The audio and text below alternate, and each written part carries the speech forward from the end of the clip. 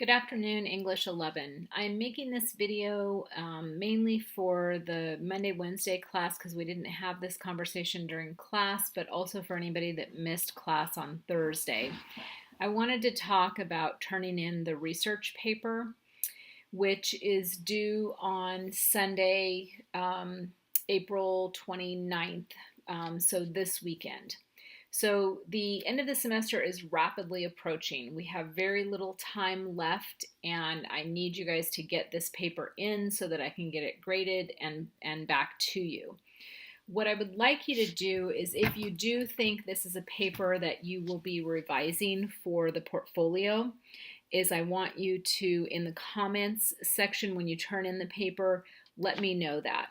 So for example, if I come here and I see, okay, on April 29th, the research paper drafts and graded version are due, I can click on this and get ready to submit my paper. I can get an idea of what steps I need to go through to submit the paper. It says, please upload the finished research paper with the works cited to be graded.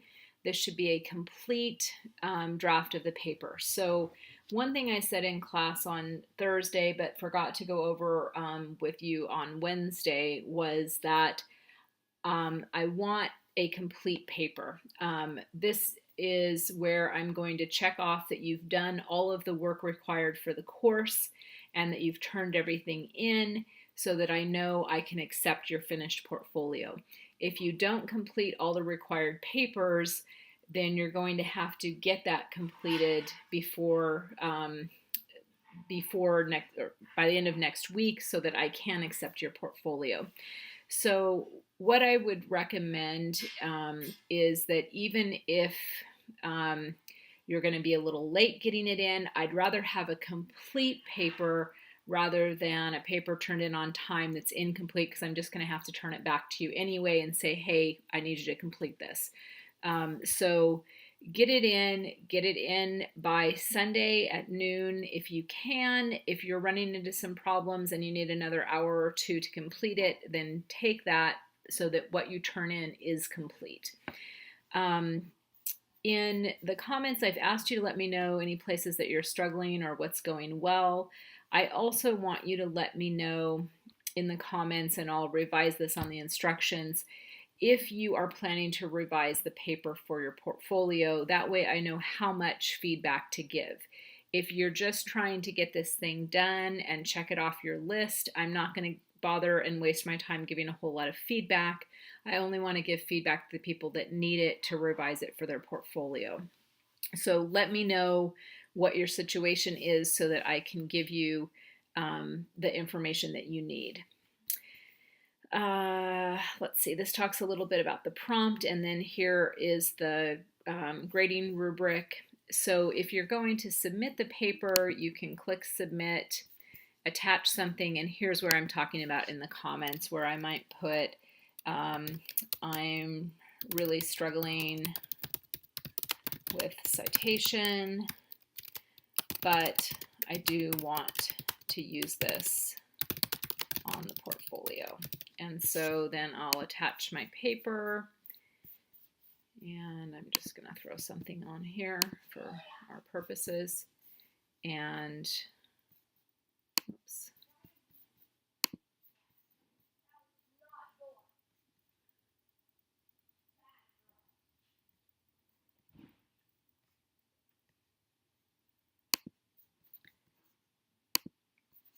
And click submit, and then I've got my comment and my complete paper with the works cited.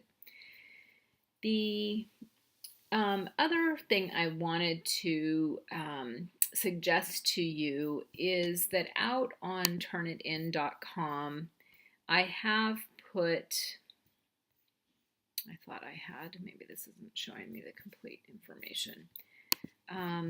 I thought I had put an additional Dropbox. Yes, I have. So just like we did with the literature review to check the percentage, I do have the research paper check out there, so you can log into your Turnitin for English 10, and there is a box there where you could submit the paper before you submit it on Canvas, and then take a look at the originality report to see what it says. Anything around the early 20% is probably a good indicator that you've got the right balance of sources versus what you have to say.